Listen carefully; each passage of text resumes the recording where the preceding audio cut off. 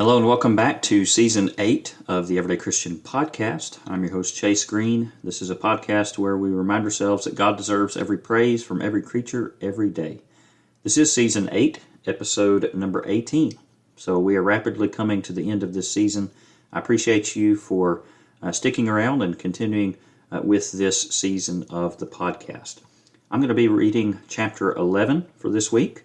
I'll go ahead and begin. Chapter 11, verse 1 says, "Cast your bread upon the waters, for you will find it after many days. Give a serving to 7 and also to 8, for you do not know what evil will be on the earth. If the clouds are full of rain, they empty themselves upon the earth. And if a tree falls to the south or to the north, in the place where the tree falls, there it shall lie. He who observes the wind will not sow, and he who regards the clouds will not reap.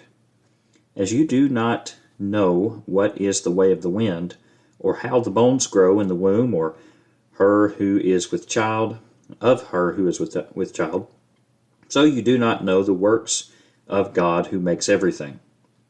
In the morning sow your seed, and in the evening do not withhold your hand, for you do not know which will prosper, either this or that, or whether both alike will be good.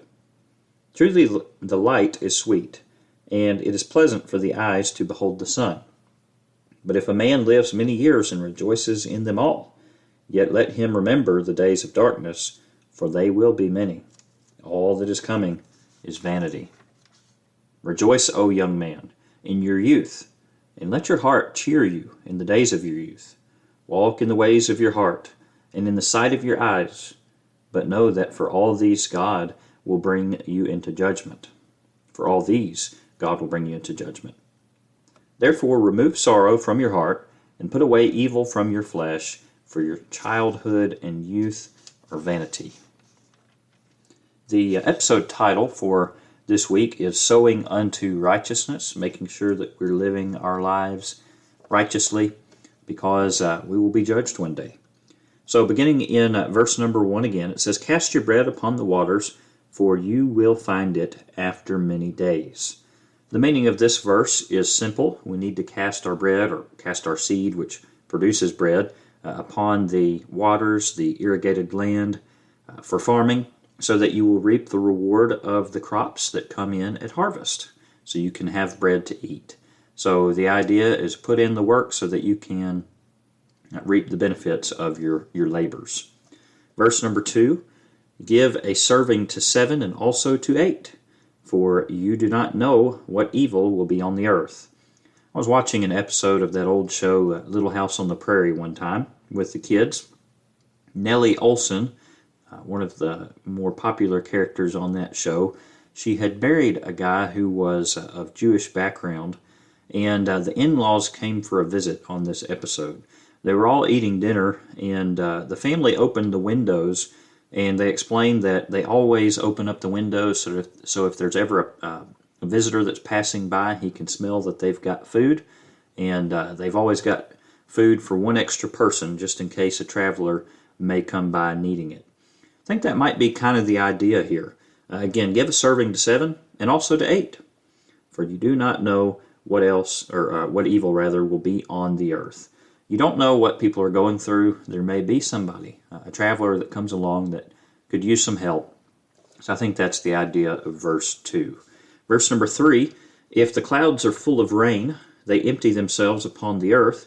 And if a tree falls to the south or the north, in the place where the tree falls, there it shall lie."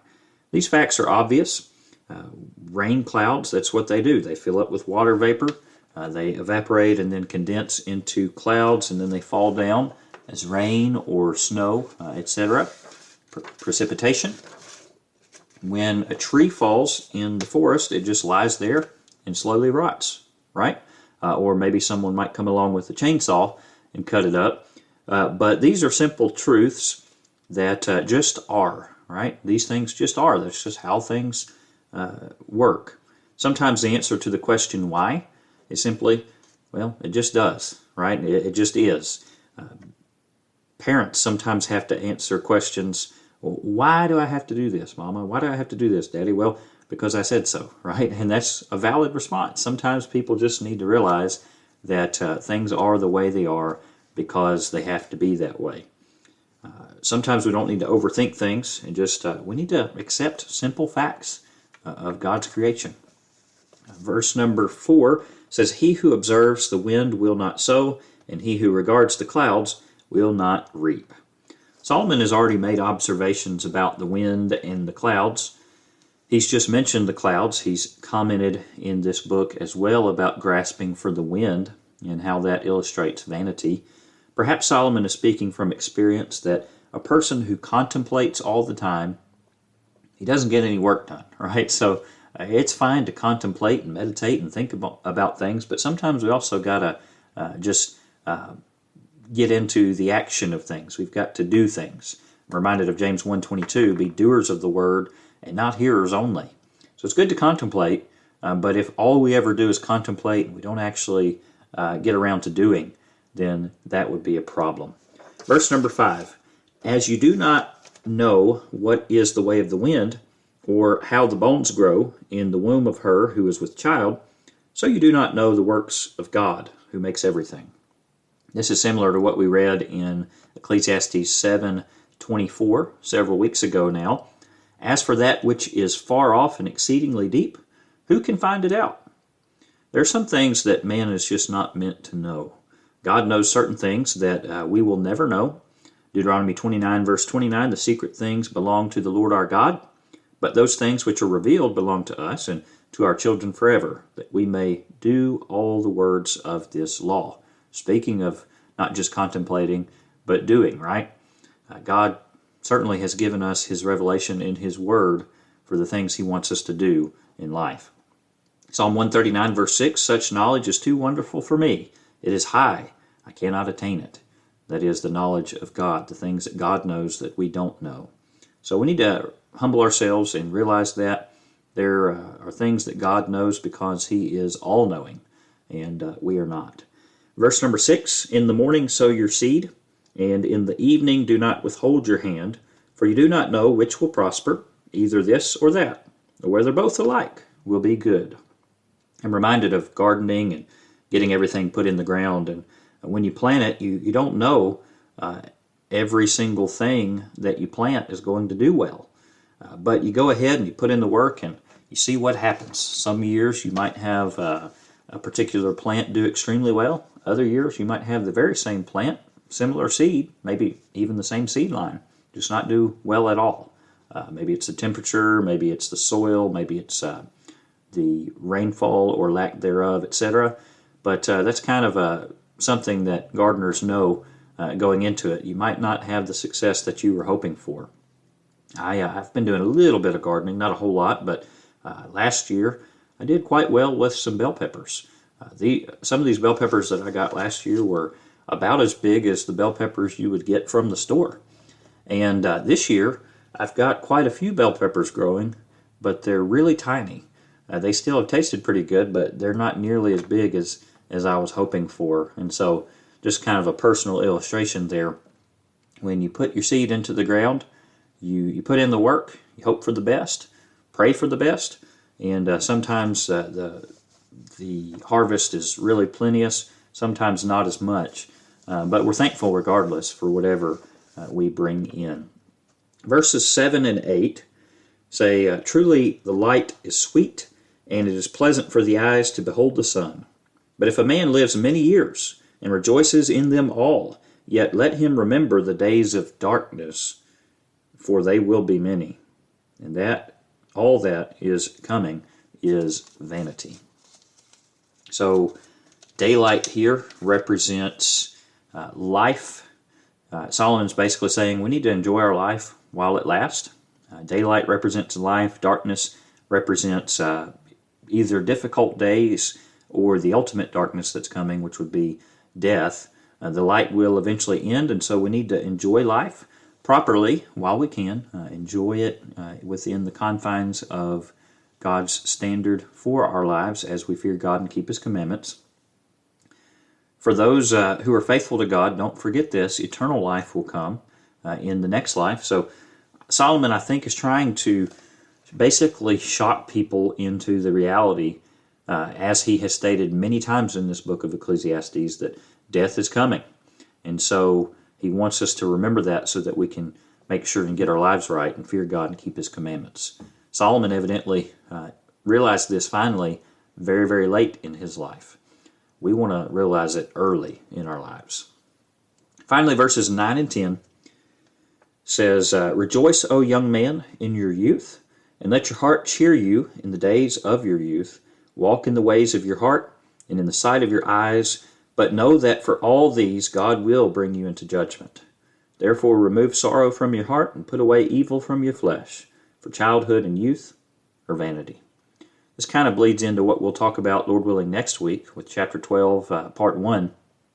But the idea is that we need to recognize God for who he is and serve him, worship him, live for him while we're young, not wait until we're old. What if we never reach old age, right? What if we die young and we don't have an opportunity? So let's not sow our wild oats. Let's live for God right here and right now. Let's rejoice in God in our youth. Let's make up our mind early on that we're going to live for God, and we will live a good life if we do that.